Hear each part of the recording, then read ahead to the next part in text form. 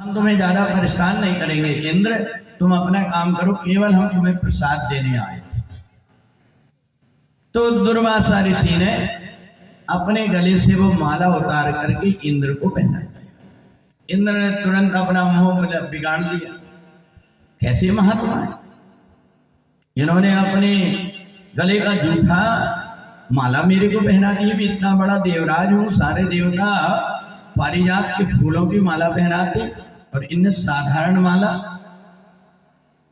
उनने दुर्वासा जी को थोड़ा आगे निकलने दिया, माला उठाया और उठा करके हाथी के ऊपर फेंक दिया। हाथी ने जैसे देखा, माला को अपनी सूंड में खींच करके पैर से कुचल करके नष्ट कर दिया। दुर्वासा ऋषि ने पलट करके देखा, अरे इंद्र, तूने मेरी माता रानी के प्रसाद का अपमान किया, इसकी सजा तेरे को भुगतना पड़ेगा। अब तो इंद्र दुर्वासा ऋषि के श्राप के कारण बहुत प्रकार से कोशिश किया, परंतु श्राप से बच नहीं पाए। आखिर के दानवों ने आक्रमण कर दिया, देवराज इंद्र को इधर उधर भागना पड़ा। उस समय देव माता अदिति ने कश्यप ऋषि से कहा कि आप कोई काम करिए जिससे कि मेरे बेटों के दुख दूर हो जाए। तो कश्यप ऋषि ने कहा, देवी, इंद्र को कई बार समझाए परंतु उसको अभिमान है, इसलिए उसको दुख भोगना पड़ता है। इसलिए एक काम करो तुम कि तुम्हारे बेटे को कह दो कि अभी अपना समय खराब है, इसलिए अभी थोड़ा समय मृत्युलोक में कहीं जाकर के निवास कर। इंद्र मृत्युलोक में आ गया इधर, और मृत्युलोक में आकर के इंद्र इधर उधर भटकने लगा। इधर देवता बड़े दुखी हो गए, भगवान से प्रार्थना करने लगे।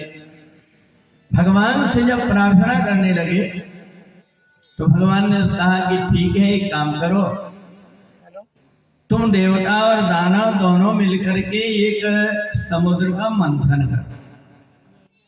भगवान ने कहा कि देखो, संगठन में शक्ति होती, अकेले अकेले देवता तुम कुछ कर नहीं पाओगे, इसलिए दानवों को भी साथ में लो। तो दानवों ने कहा कि देखो, हम तुम्हारे साथ में समुद्र मंथन तो करेंगे, पर रस्सी गाय की बनाओगे? बोले बासुकी नाग की रस्सी बनाए। और मथानी मंदराचल पर्वत की मथानी बनाए। तो दानवों ने पूछा कि एक बताओ, तुम पूंछ तरफ पकड़ोगी कि सिर तरफ? देवताओं ने कहा, हम उच्च कहलाते हैं तुमसे, इसलिए हम सिर की तरफ पकड़ेंगे। दानवों ने कहा, फिर हम नहीं पकड़, हम पकड़ेंगे सिर की तरफ। बृहस्पति जी ने समझा दिए थे कि जो राक्षस होते हैं वो उल्टे चलते हैं। घर में भी कई लोग ऐसे ही होते हैं। देखना, पति पत्नी के बीच में सामंजस्य बनाने के लिए आदमी अगर जरा सी कोई बात बोल देता है तो पत्नी को बड़े जल्दी गुस्सा आ जाता। एक बार तो एक महात्मा जी कहीं गए और उनको जाकर के रुके वहां, और नीचे देखे तो 11:30-12 बजे रात में जोर जोर से आवाज आ रही, पत्नी पति को और पति पत्नी को, दोनों एक दूसरे को धमाधम पीट रहे। महात्मा जी ने कहा कि ये घर में हो क्या रहा है? महात्मा जी से नहीं रहा गया, महात्मा जी नीचे आया। महात्मा जी ने कहा कि भैया, तुम दोनों आपस में लड़ क्यों रहे? तो पति ने कहा कि देखो गुरुजी, ये 4 दिन की आई है और हमारे घर में आकर के सांड चलाती है, कहती मैं कहूंगी वो होगा। तो उसने भी, पत्नी ने भी कही कि कोई मैं खरीद करके तो लाए नहीं, शादी करके आई हो, इसलिए मेरी बात मानना पड़ेगा। तो गुरुजी ने कहा, एक बार बता, तुम दोनों मिलकर के आपस में क्यों नहीं सोच लेते? आपस में सोच लो, विवाद ना हो। गुरुजी ने कहा, ये बता, तुम्हारे दोनों के बीच में विवाद झंझट क्या है? बोले गुरुजी, बात ऐसी है कि मैं बेटे को डॉक्टर बनाना चाहता और इस श्रीमती जी कहती कि नहीं, मैं बेटा को वकील बनाऊं। बस इसी बात की लड़ाई। गुरु जी ने कहा इसमें तुम्हारे लड़ने की क्या बात है, बेटे को बुला लो, अगर फिजिक्स केमिस्ट्री अच्छी तरीके से उसको आती होगी तो उसको कह देंगे कि वो MBBS की परीक्षा में बैठ जाए, और नहीं तो LLB कर ले। बोले बुलाओ बेटे से हम बात करते हैं। तो दोनों ने नीचे सिर कर लिए, बोले बुलाओ बेटा को कि हम बुलाए, क्या नाम तुम्हारे बेटे का? तो दोनों ने सिर नीचे करके कहा अभी बेटा हुआ नहीं, 7वां महीना चल रहा है। तो देखो, जहां सुमति तहां संपत्ति नाना, जहाँ सुमति तहाँ संपत्ति नाना, जहाँ सुमति तहाँ संपत्ति नाना, जहाँ सुमति तहाँ संपत्ति नाना, जहाँ सुमति तहाँ विपत्ति निधाना, जहाँ सुमति तहाँ विपत्ति निधाना, जहाँ सुमति तहाँ विपत्ति निधाना। जहाँ सुमति तहाँ विपत्ति निधाना।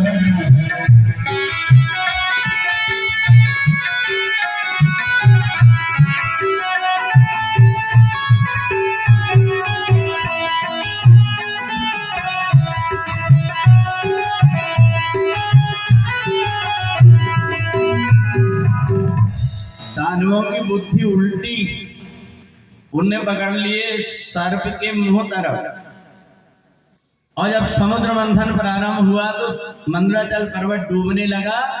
भगवान ने तुरंत अपना एक रूप बना लिया, कौन सा?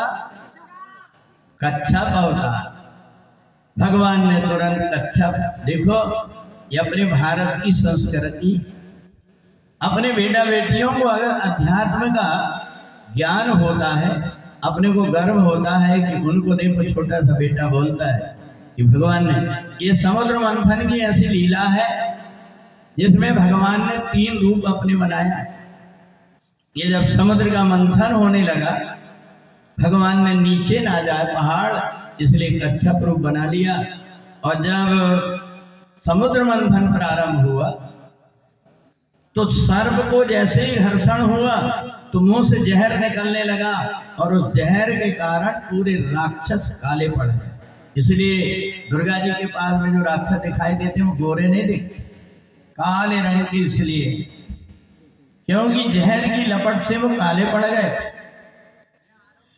अब इधर जैसे समुद्र मंथन शुरू हुआ तो सबसे पहले हलाहल विष निकले। हलाहल विष को देख करके सारे देवता भी घबरा गए, मनुष्य भी घबरा गए, राक्षस भी घबरा गए कि अब क्या करें। अब उससे बड़े बड़े जहरीले जीव और जंतु, ये सब जहरीले जीव जंतु ये सब प्रकट। तो इसलिए जब जहरीले जीव जंतु हो गए तो सुखदेव जी राजा परीक्षित से कहते हैं, उस समय भगवान को दया आ गई। भगवान भोलेनाथ ने मन में विचार किया, ये जहर के कारण पता नहीं कितनी प्रकार की वनस्पति पैदा हो जाएगी, कितने प्रकार के जीव जंतु पैदा हो जाएंगे। सर्प अगर कहीं एक घर में घुस जाए तो व्यक्ति का वहां रहना मुश्किल होता है। तो इतने जहरीले सर्प, बिच्छू, ततैया ये सब हो जाएंगे तो मनुष्य परेशान होंगे। इसलिए भगवान भोलेनाथ ने तुरंत अपने शंख में भर करके जहर को अपने आप पी लिया। जैसे पीते हैं मुंह में, पूरा शरीर जलने लगा। उनको याद आया, जब मेरा मुंह इतना जल रहा है तो मेरे हृदय के अंदर तो मेरे गोविंद बैठे, उनको अगर ये जहर गया तो उनको तो बड़ी परेशानी होगी। भगवान ने तुरंत लेकर के जहर को रोक दिया, अपने गले में ही, अंदर भी नहीं जाने दिया और बाहर भी नहीं आने दिए। इसलिए अपने भोले बाबा का एक नाम पड़ गया। क्या पड़ गया?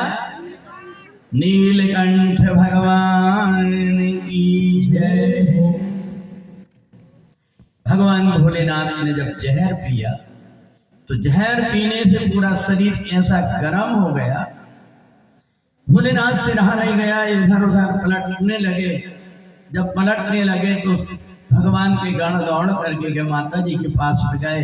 माता जी से कहा, माता जी देखो तो भगवान भोलेनाथ जहर पान कर गए। माता जी तुरंत जल लेकर के आ रही थी, तुरंत गुंडी लेकर के आए। उन्हें कुछ नहीं लगा।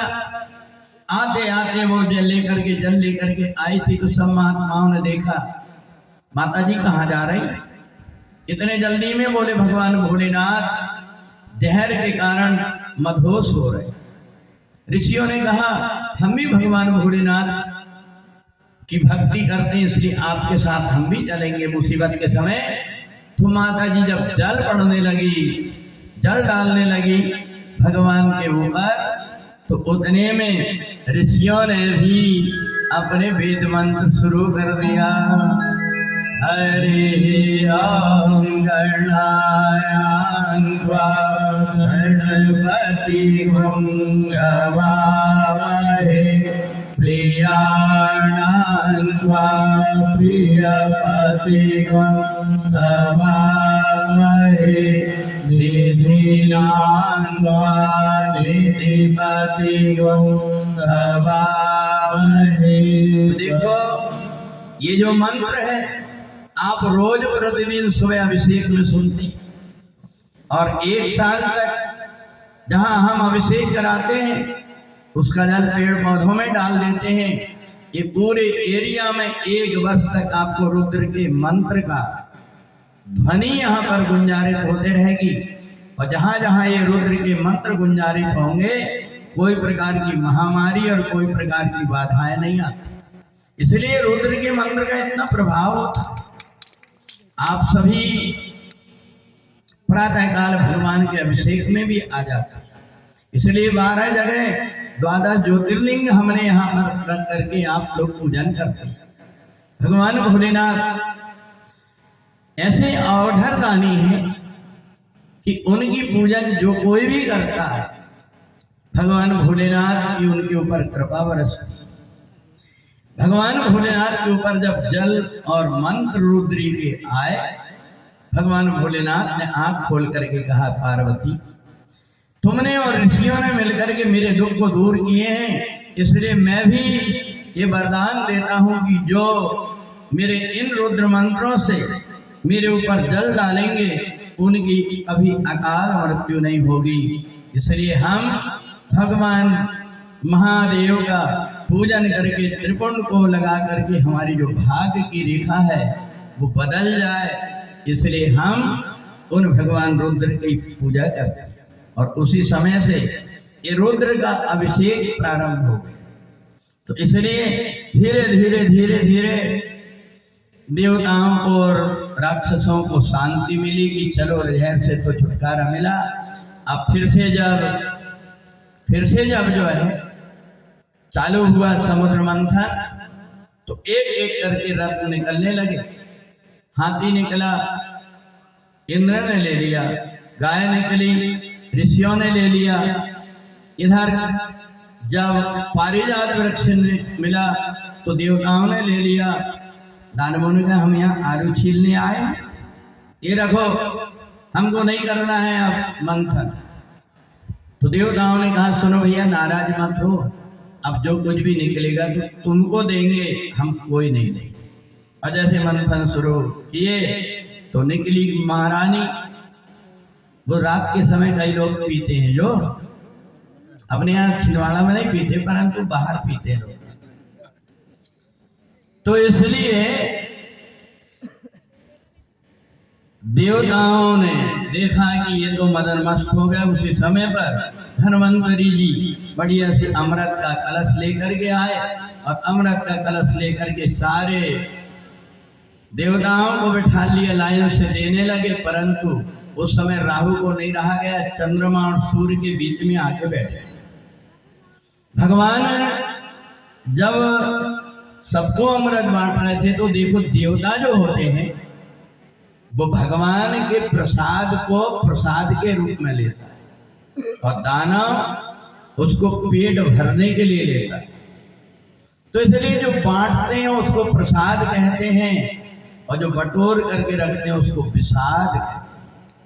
तो इसलिए सुखदेव जी राजा परीक्षित से कहते, राजा ये दानवों की वृत्ति थी, वैसे ही जैसे भगवान लेकर के आए थोड़ा थोड़ा चरणामृत जैसे दे रहे थे, अब पंडित जी जैसे आपको जल देते हैं तो 3 चम्मच छोटी छोटी या तो ऐसा दे देते। तो राहु ने देखा कि अब क्यों इनके चक्कर में पड़े, तुरंत कलश पकड़ करके मुंह में लगाने लगा। भगवान समझ गए देवता नहीं होता, देवता ऐसा नहीं होता, वो दूसरों को देने का काम करता है। इसलिए सुदर्शन चक्र से उसका सिर तो काट दिए, पर अमृत पी लिया था तो 2 भाग में बढ़ गया, राहु और केतु। सूरज और चंद्रमा की तरफ घूर घूर करके देखने लगे, तुमने हमारी चुगली की है ना, इसलिए ध्यान रखना, हम ग्रहण के रूप में सूर्य और चंद्रमा दोनों को बार बार परेशान करेंगे। इधर अमृत तो देवताओं को मिल गया था और इसलिए दानवों से युद्ध हुआ, सारे दानव मारे गए। इंद्र फिर से जाकर के और अपनी सिंहासन में बैठ गया। हमको वैकुंठ बुला ले,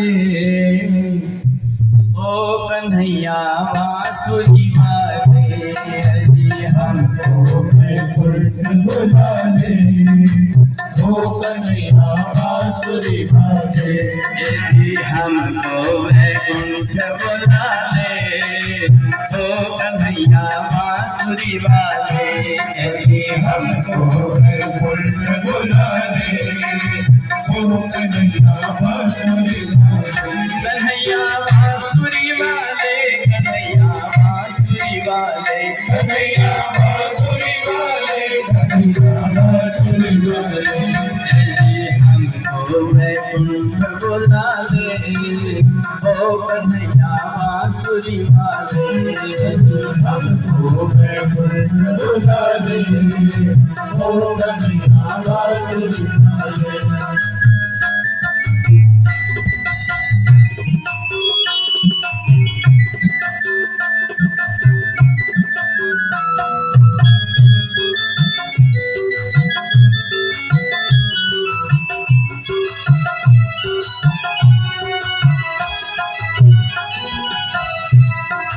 मथुरा में जन्म लिए गोकुल में खेले, मथुरा में जन्म लिए गोकुल में खेले, मथुरा में जन्म लिए गोकुल में खेले, मथुरा में जन्म लिए गोकुल में खेले, पूतना कुमार श्याम बन गए अलबेले, पूतना कुमार श्याम बन गए अलबेले, धरती का भार हटा ले, ओ कन्हैया बांसुरी वाले, ऐसे धरती का भार हटा ले, ओ कन्हैया बांसुरी वाले, कन्हैया बांसुरी वाले, कन्हैया बांसुरी वाले, कन्हैया बांसुरी वाले, कन्हैया बांसुरी वाले, यदि हमको वैकुंठ बुला ले, ओ कन्हैया बांसुरी वाले, यदि हमको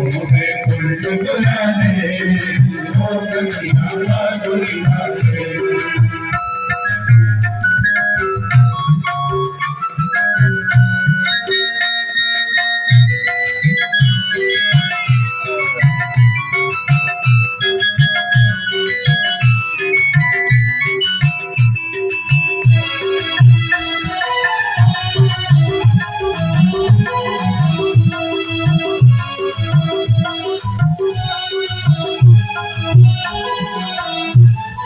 रो रो के कहती है सखियां बेचारी, रो रो के कहती है सखिया बेचारी, मेरी भी विनती सुनो आगे मुरारी, मेरी भी विनती सुनो आकर मुरारी, आकर के दर्श दिखा दे, ओ कन्हैया बांसुरी वाले, आकर के दर्श दिखा दे, ओ कन्हैया बांसुरी वाले, यदि हमको वैकुंठ बुला ले, ओ कन्हैया बांसुरी वाले, यदि हमको वैकुंठ बुला ले, ओ कन्हैया बांसुरी वाले।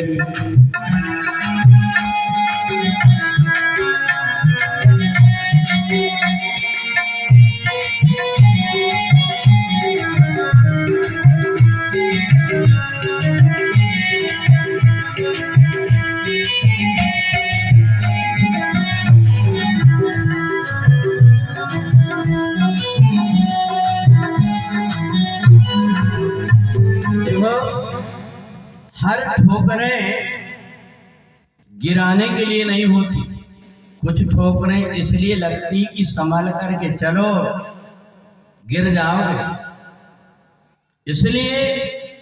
परंतु कुछ मूर्ख ऐसे भी व्यक्ति होते हैं, उनके जीवन में कितनी भी ठोकरें आए परंतु उनको कभी लगता नहीं कि कुछ संभल करके चलना चाहिए। इंद्र ने अभी अभी ठोकर खाया था, पर एक समय देवगुरु बृहस्पति ने मन में विचार किया, इंद्र भले अभिमान में चूर रहता है परंतु मेरा काम कृपा करने का है, इसलिए इंद्र को समझा दो कि देख, ज्यादा भोग विलास में जो तू बड़ा हुआ है, ये पहले के सत्कर्म के कारण तेरे को देवलोक में इंद्र पद मिला है, परंतु यदि तू संभल करके नहीं चला तो बाद में पछताएगा। समझाने के लिए जा रहे थे देवगुरु बृहस्पति, परंतु देवगुरु बृहस्पति को देख करके आंख बंद कर लिया इंद्र ने आंख बंद कर लिया जानबूझ करके। इंद्र ने सोचा कि गुरुजी आ रहे हैं, अगर मैं देख लूंगा तो खड़े होकर के सम्मान करना पड़ेगा, तो आंख बंद करके बैठे। देवगुरु बृहस्पति को सम्मान के भूखे नहीं थे। जो व्यक्ति अपने आप के अंदर कुछ परमात्मा की भक्ति रखता है, वो सम्मान की परवाह किसी से नहीं करता। सभी मानप्रद आप अमानी, वो खुद मान सम्मान की नहीं, दूसरों को सम्मान देने में अच्छा समझता। देवगुरु बृहस्पति तो लौट आए, पर इंद्र को उसके किए का फल मिल गया। हरि रूठे गुरु ठौर है, गुरु रूठे नहीं ठौर। गुरु जब रूठ जाता है फिर जीवन में कहीं कोई ठिकाना नहीं मिलता। और गुरु अगर कुछ कहता है, कुछ समझाता है तो कोई अच्छे के लिए कहता है। एक बार एक सेठ जी थे, कहीं आश्रम में नहीं जाते थे, भगवान की भजन पूजन करना बिल्कुल। तो पत्नी को बहुत दुख हुआ कि मेरे साथ में इनका जीवन रहा परंतु संतों की कभी सेवा नहीं की। एक बार उसने कही कि गुरु पूर्णिमा का समय है, अब तो मेरे साथ में गुरु आश्रम में सेवा करने चलना पड़ेगा। सेठ जी ने कहा कि देख, मैं एसी रूम में रहता हूँ, नौकर जाकर मेरे सारे काम करते, आश्रम ले जा रही है, मेरे रहने खाने पीने की अच्छी व्यवस्था रखना। उन्हें सोची कि चलो तो कम से कम बाद में जो होगा तो देखें। अब वहां जाकर के देखे इतनी भीड़ भाड़, एसी रूम की क्या, उनको तो कमरा तक नहीं मिला, बाहर पड़े रहना पड़ा। अब सेठ जी घूर घूर करके पत्नी को देख रहे। गुरुजी ने देख करके समझ गए ये आदमी का आगे का भविष्य बिगड़ने वाला। गुरुजी ने उसको बुलाया, बोले सेठ, बहुत दिनों के बाद में पहली बार दर्शन दे रहे, मैं तो कई बार तुम्हारे यहाँ गया। कहा हाँ, मैं तो पत्नी के कहने से आ गया, मैं तो आने वाला नहीं। गुरुजी ने कहा आए गए तो एक काम करो, ये जितने संत महात्मा आए हुए हैं इन सब की जूठी पत्तल उठाना तुम, और एक काम करना, ये जहां पर रहते हैं वहां पर जो शौचालय है गंदा ना हो इसलिए रोज झाड़ू लगा दिया कर। अब सेठ जी का दिमाग खराब है, मेरे घर में नौकर जाकर काम करते हैं और मैं झाड़ू लगाऊंगा यहाँ लैट्रिन बाथरूम में? भगवान के मंदिर की होती तो बात अलग। पर गुरु जी ने आज्ञा दिए, बोले जाओ अपने सेवकों से कहा इनको झाड़ू दे दो और बाथरूम बता दो। सेठ जी जो है पत्नी से कह रहे थे घर तो चल, मैं तेरे को बताता। अब जैसे तैसे 3 दिन व्यतीत हो गए। सेठ जी ने कहा चलो थैला उठा करके चले। तो पत्नी ने देखा कि सेठ जी बिल्कुल जाने को तैयार है, गई गुरु जी को प्रणाम करी, बोलो गुरु जी हम जा रहे हैं, 3 दिन के लिए आए थे। गुरु जी ने कहा ये प्रसाद ले लो, तुम्हारे पति देव कहाँ, उनको बुलाओ। बोले वो दरवाजे में खड़े दूर जाकर के, वो नहीं आ रहे। उन्होंने कहा कि नहीं आ रहे, कोई बात नहीं, मैं खुद जाता हूँ, ले जाकर के प्रसाद दिए। बोले सेठ जी जा रहे हैं? बोले हाँ जा रहे। बोले जाते जाते ये प्रसाद ले लो, पर प्रणाम तो कर लो एक बार। तो जैसे सेठ जी दरबार में प्रणाम करने के लिए गए, मत्था जैसे नीचे रखा, सेठ जी को अकस्मात समाधि लग गई। और समाधि में जब उनने देखा कि मैं 3 जन्म तक एक साफ सफाई करने वाले के हम मेरे घर, उनके घर में मेरे जन्म होने वाला था, परंतु गुरुदेव इतने ज्ञानी हैं कि 3 दिन यही सेवा करा करके 3 जन्म के पाप को मेरे को काट दिए। आकर के गुरु जी के चरण पकड़ करके बिलक बिलक करके रोने लगे। गुरु जी ने कहा, सेठ जी हो क्या गया? बोले, गुरु जी अभी तक के मेरे को पता नहीं था, परंतु आज मैंने एक बात को समझा। क्या समझे? मेरे जीवन का तू ही आधार है, तेरी महिमा अपरंपार है। मेरे मन मंदिर के देवता, प्रभु सच्चा तेरा दरबार है। मेरे जीवन का तू ही आधार है, तेरी महिमा अपरंपार है। मेरे मन मंदिर के देवता,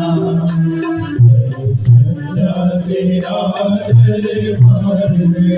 तुम नहीं मिलते तो यह जीवन भाव में ही को देखा।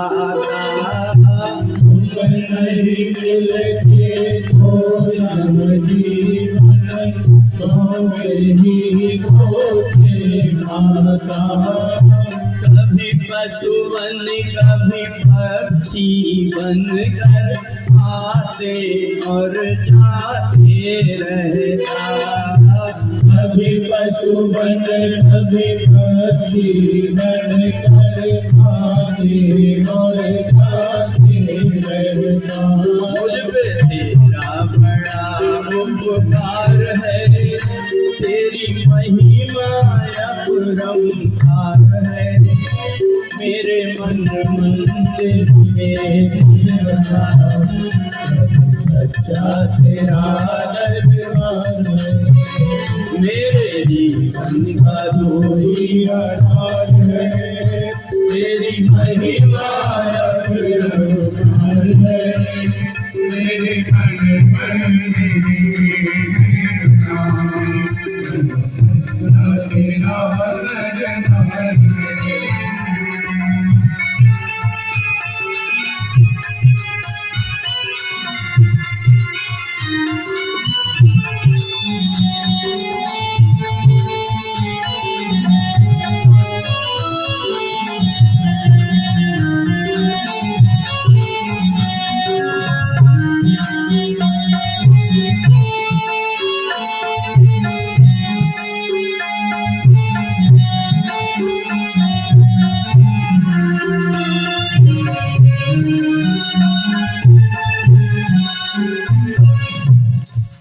इंद्र इतना दुखी हुआ, जहां जहां जाए राक्षस परेशान करे। आखिर माँ बड़ी चिंतित हो गई, मेरे बेटा इतना सुख वैभव में रहने वाले दुखी होकर के इधर उधर भटक रहे हैं। माँ ने प्रार्थना करी कि स्वामी कोई कृपा करो। कहा, देवी तुम एक काम करो, 1 महीने तक दूध में इलायची और मिश्री डाल करके ओम नमो भगवते वासुदेवाय बोल करके और उस दूध का पान करो और ये मंत्र का जाप करो। उन्होंने जब ऐसा की तो गर्भवती हो गई।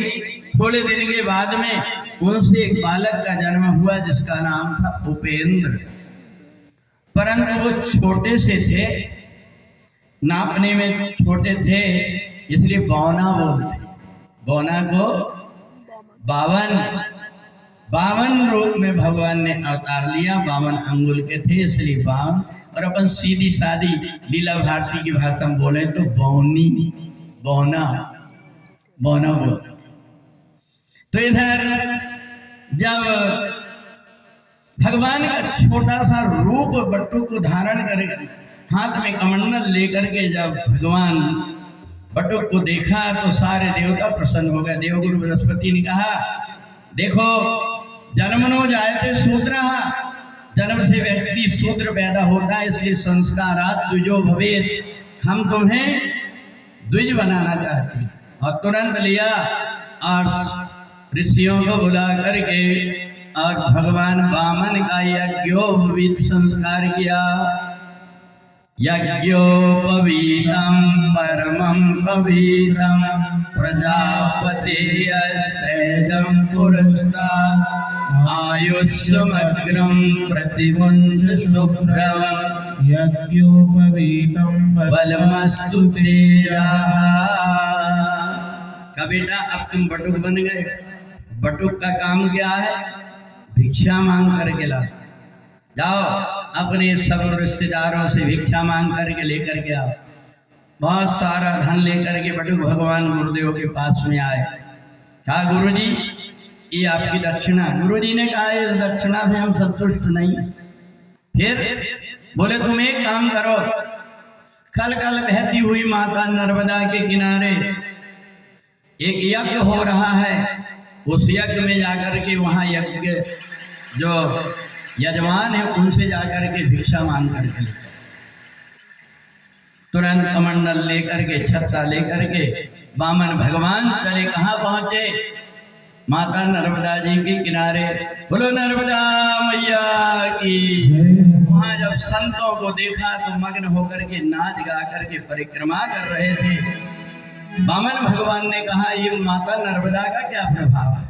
बोली माता नर्मदा का क्या प्रभाव नहीं है, दर्शनात् मुक्ति ही, इनके दर्शन करने से ही मुक्ति हो जाती। नहाने की बात तो अरे देती नर्मदा माई रे, देती नर्मदा माई रे, भूखे को भोजन प्यासे को पानी, देती नर्मदा माई रे, देती नर्मदा माई रे, देती नर्मदा माई रे, भूखे को भोजन प्यासे को पानी, देती नर्मदा माई रे।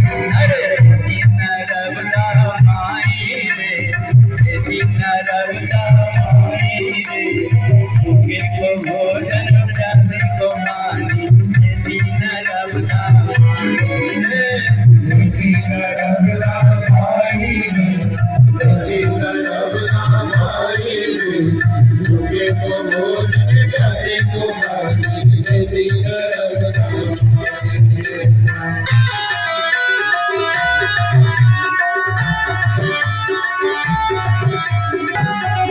अमर कंठ से निकली मैया असीम मोर वही है, अमर कंठ से निकली मैया। हम तारेश्वर ममलेश्वर हो के सागर में जाके मिली है। अरे देती नर्मदा माई रे, नर्मदा माई रे, भूखे को भोजन प्यासे को पानी, नर्मदा होवे वो दर्शन से मिल जाए, हो गए रमजान से होवे वो दर्शन से मिल जाए। जो देवा की जय मोहलत है, जो देवा की जय मोहलत है, जो नर्मदा मैया की, जो देवा की जय मोहलत है, भाव सागर कर जाए। नर्मदा माई रे,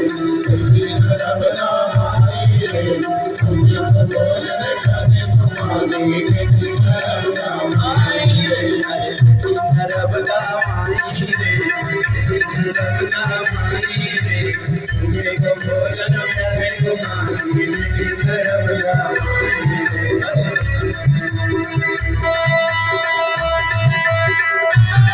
जैसे भगवान पहुंचते हैं नर्मदा जी के किनारे, माता नर्मदा जी का ये शवेंदु सिंधु शुष्कल तरंग रंग भंजितम, ये जो है नर्मदा जी का अष्टक का जब पाठ किए तो सारे ऋषि मुनि महात्मा जो है देखने लगे छोटा सा बालक कितना अच्छा नर्मदा अष्टक बोलते।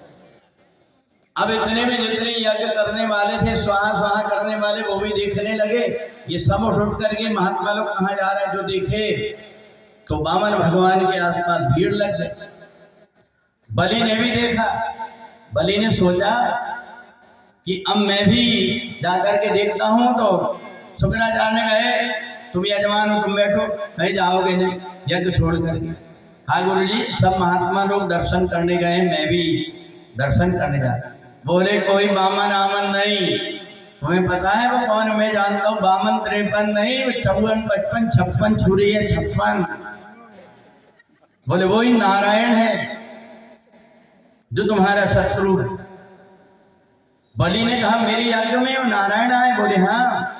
तो बोले वो फिर तुम्हारा यज्ञ चूल्हे में जाए, जिस नारायण के लिए यज्ञ करते हैं वो नारायण आ गए तो मैं उनके दर्शन से वंचित क्यों रहूंगा? जाकर के दर्शन किए, गदगद हो गए, सोचे मैं कितना पुण्य कर्म कर रहा हूँ। गुरुदेव आप मेरे यहाँ पर आए, कुछ ले लो।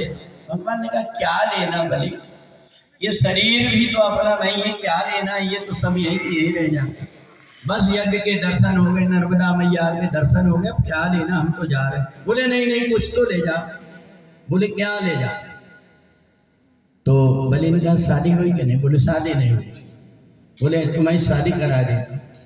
बामन भगवान ने कहा शादी करा देगा तो खर्चा पैसा कहाँ से आएगा पत्नी को पालने के लिए? बोले मैं उसकी व्यवस्था कर दूंगा। और वो लड़का बच्चे हुए तो? बोले लड़का बच्चे हुए तो उनके पालने पोसने का सब पूरा धन दे दूंगा। बोले 2-4 लड़के बच्चे हुए, रिकार्ड मर गए तो रोएगा कौन? बलि ने कहा कमाल के आदमी, लड़के बच्चे तुम्हारे मरेंगे तो रोगे तुम, मैं काहे को रोने वाले? बामन भगवान ने कहा ऐसा काम है क्यों करें हम जिसमें कि रोना पड़े? अच्छे हंसते हुए अकेले अलमस्त अलग निरंजन। कहा महाराज कुछ तो ले लो। बोले अगर तुम पीछे लगे हो देने के लिए तो तुम मेरे पैर में नाप करके 3 पैर भूमि दे दो।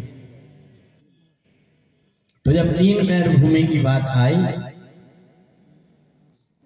तो बलि ने कहा महाराज आप जैसे छोटे हो ना ऐसी बुद्धि भी तुम्हारी छोटी।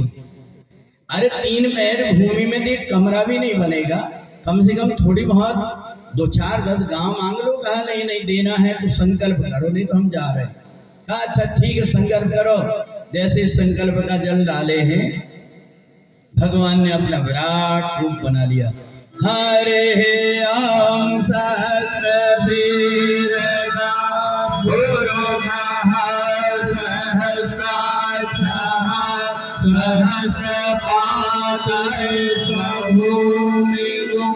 सर्वत्र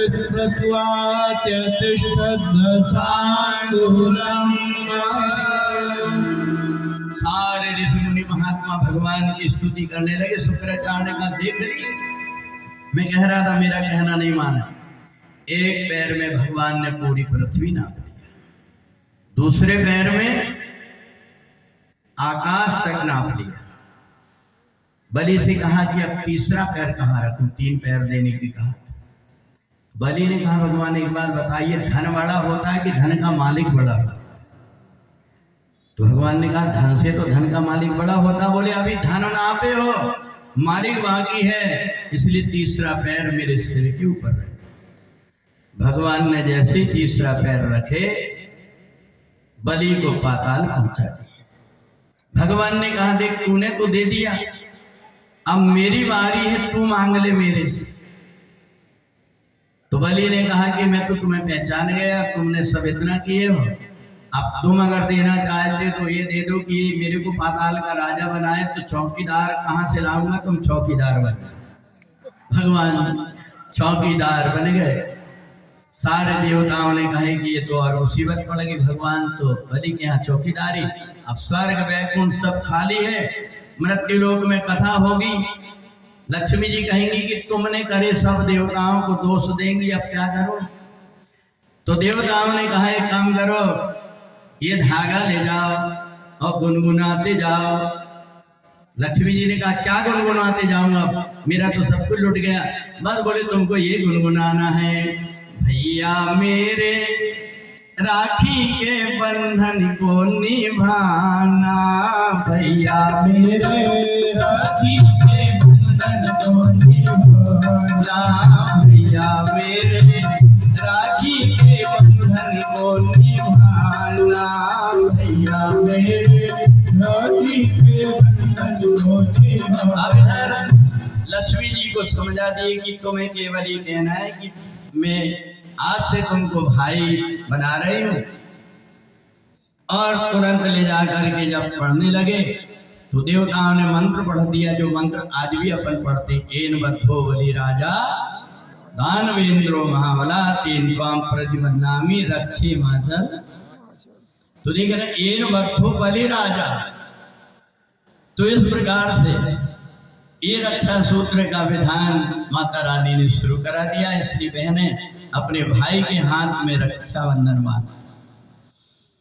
तो बलि ने पैर छूने लगा, कहा बहन क्या दो? बोले और कुछ नहीं चाहिए, ये तुम्हारा चौकीदार दे।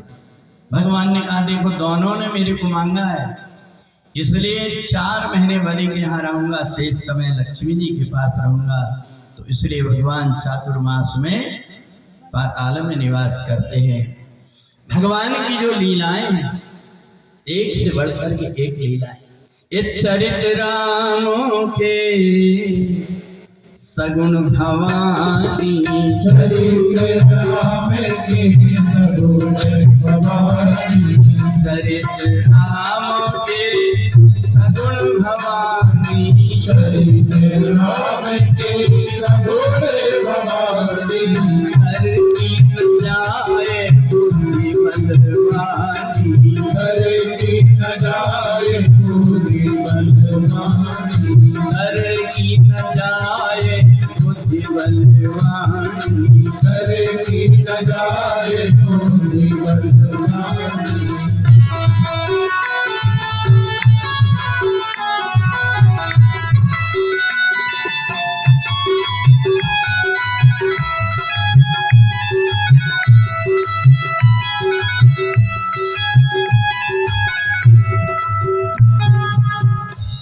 ये क्या है कि ये सुनीता ने यहाँ इतने सारे पकवान मिठाई रख दिए, संगीत वालों को देख देख करके मुंह में पानी आ रहा, यहाँ रख दिए वो गाली की।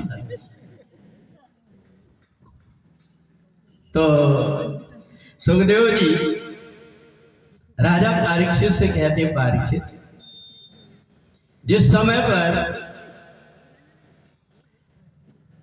यहाँ बलि की बात आई तो देवताओं ने मन में विचार किया ये बलि है कौन, किस परिवार का?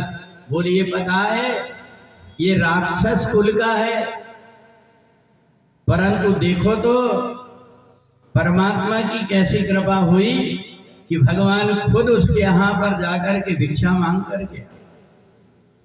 तो बोले राक्षस कुल का? बोले हाँ, हिरण्यकश्यप का जब अत्याचार बढ़ गया तो उनके घर में ही एक माचिस की काड़ी पैदा हुई। एक दिन हिरण्यकश्यप जब अपनी पत्नी से चर्चा कर रहा था तो पत्नी ने कहा एक बात बताइए स्वामी, आप भगवान नारायण से इतना बैर क्यों रखते? तो नारायण के विषय की चर्चा कर रही थी। हिरण्यकश्यप ने कहा सुनो कयाधु, उस नारायण का नाम मत लेना मेरे आगे, वो मेरा शत्रु है। कहा कि मैं यही तो पूछ रहा हूं कि भगवान नारायण तो सबके मित्र हैं, आप शत्रुता क्यों रखते? ये देखना केवल थोड़ी देर हिरण्यकश्यप की और कयाधु की भगवान के नाम के विषय में, भगवान के कथा के विषय में चर्चा हो रही थी। और उसी समय पर पेट में जो बालक था वो बालक ने सुन लिया भगवान नारायण का नाम। अब तो उसके संस्कार ही बदल गए, राक्षस कुल में था परंतु जब पैदा हुआ तो जैसे पैदा हुआ वैसे ही भगवान की भक्ति करने लगा। आजा आजा रे कन्हाई तेरी याद आए, आजा आजा रे कन्हाई तेरी याद आई रे कन्हा याद आई, तेरी याद आई रे कन्हा याद आई, आजा आजा रे कन्हाई तेरी याद आई, आजा आजा रे कन्हाई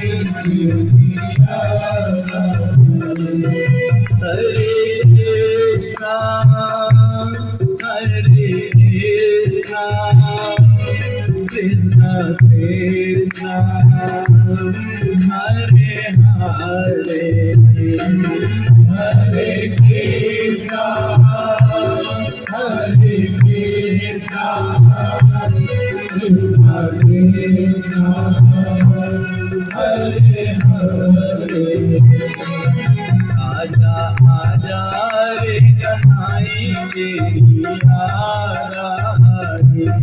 आजा आजा रे कन्हई तेरी आराधनी। हिरण्यकश्यप ने कहा कयाधु, ये सुन रही हो तुम, ये आवाज कहाँ से आ रही? सब जगह मैंने कीर्तन बंद करा दिया, पर ये कीर्तन की आवाज कहाँ से आ रही? कहा देखो तुम ही जा करके, वो तुम्हारा लाडला बेटा वही नाच रहा है और गा रहा है।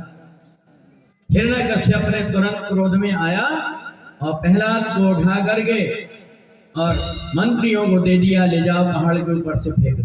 पहाड़ के ऊपर से फेंके, परंतु जिनका कीर्तन कर रहे थे वो दौड़ करके उन्हें गोद में ले लिया। इधर हिरण्यकश्यप ने हलाहल जहर दे करके मारने की कोशिश किया, साफ प्रकार से कोशिश करता है परंतु हार गया। बहन ने कही भैया चिंता क्यों करते हो, मैं हूं, देवताओं ने मेरे को चादर दिया है, उस चादर को पहन करके बैठूंगी, आग में जलूंगी नहीं, इसलिए तुम चिंता मत करो, मैं उसको सहज में ही नष्ट कर दूं। परंतु जैसे ही लेकर के बैठी और आग जब लगी तो आग जैसे चली तो वो चादर जो था देवताओं ने दिया था वो हवा तेज चली और वो उड़ करके होलिका के शरीर से जाकर के लिपट गया प्रहलाद को जैसे लिपटा, धू धू करके जब होलिका जलने लगी तो चिल्लाने लगी बचाओ बचाओ बचाओ। सब लोगों ने कहा देखो दूसरों का बुरा करने चली थी, आज खुद ही मिट गई। हिरण्यकश्यप को डर हो गया कि अब क्या करूं। हिरण्यकश्यप ने कहा कि अब तो मैं अपने हाथ से मारूंगा। प्रहलाद से कहा कि ये बता कि तेरा परमात्मा है कहाँ? तो प्रहलाद ने कहा तुम इतने अज्ञानी, तुमको ये भी पता नहीं परमात्मा कहाँ? अरे इन भक्तों के हृदय में जाकर के देखो, इनसे पूछो कि तुम इतना सब कुछ धन वैभव छोड़ करके और यहाँ नीचे जमीन में आकर के 2-2 3-3 घंटा बैठते क्यों? इनके हृदय में वो परमात्मा बैठा, इसलिए इनको खींच करके यहाँ लाया। बोले मेरे को बकवास नहीं चाहिए, मैं किसी के हृदय की बात नहीं कर रहा, मैं तेरे से पूछ रहा हूँ कि ये बता कि वो परमात्मा कहाँ? बोले सुनो परमात्मा कहाँ है? और बोले हरि व्यापक सर्वत्र समाना, अरे वो तो प्रेम प्रकट होए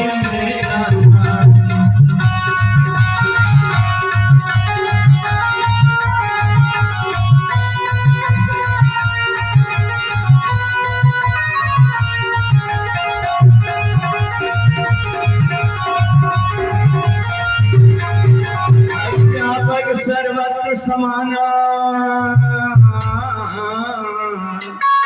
प्रेम से प्रकट होई में जाना।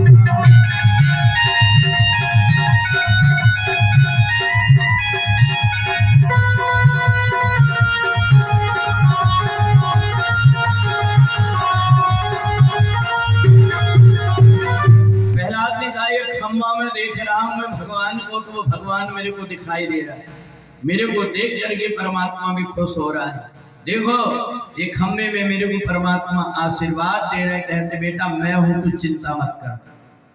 हिरण्यकश्यप को क्रोध आया, जैसे ही तलवार मारा भगवान नरसिंह प्रकट हो गए। बोलिए नरसिंह भगवान की। भगवान नरसिंह को देख करके घबरा गए, ये क्या विचित्र प्राणी, मैंने तो मनुष्य भी नहीं मरूंगा, जानवर से भी नहीं, ये तो न मनुष्य न जानवर। भागने लगा, भगवान ने पकड़ करके अपनी गोद में पटक लिया। बोले अब तेरी मौत आ गई। हिरण्यकश्यप ने कहा मैं नहीं मरूंगा, ना मैं घर में मरूंगा ना बाहर। भगवान ने कहा मैं धैर्य में इसलिए बैठा। बोले मैं धरती में नहीं आसमान में मारूंगा। मैंने कहा भगवान ने कहा मैं अपनी गोद में लिया हूं ना धरती मैंने आकर समा। बोले ये मेरा दिन में मरूंगा रात में, कहा ये देख ले संध्या समय है ना रात है ना दिन, अब तो मरेगा। बोले ना मनुष्य मरूंगा ना जानवर से। भगवान ने कहा मैं मनुष्य भी नहीं हूं जानवर भी नहीं हूं, देख ले आंख खोल कर। बोले ना मैं अस्त्र से मारूंगा ना शस्त्र से। भगवान ने कहा नाखून से तेरे को मारूंगा, अब तो मरेगा। बोले मैं ब्रह्मा की बनाई कोई वस्तु से नहीं मारता। भगवान ने कहा ब्रह्मा हमको नहीं बनाता बल्कि हम ब्रह्मा को बनाते। हिरण्यकश्यप ने कहा फिर तुम कौन हो? बोले हम ब्रह्मा जी के पापा जी हैं। भगवान ने तुरंत लेकर के पेट फाड़ दिया और तुरंत हिरण्यकश्यप के प्राण निकले। तो इसलिए सुखदेव जी राजा परीक्षित से कहते राजा परिवार में एक भक्त था, इसलिए इधर हिरण्यकश्यप के प्राण निकले और उधर भगवान के पार्षद विमान लेकर के आ गए और लेकर के चले गए। यही हिरण्यकश्यप और हिरण्याक्ष दूसरे जन्म में जाकर के क्या बन गए? दूसरे जन्म में रावण और कुंभकर्ण बन गए। इसलिए अब हम अपन चलते हैं राम जी की तरफ।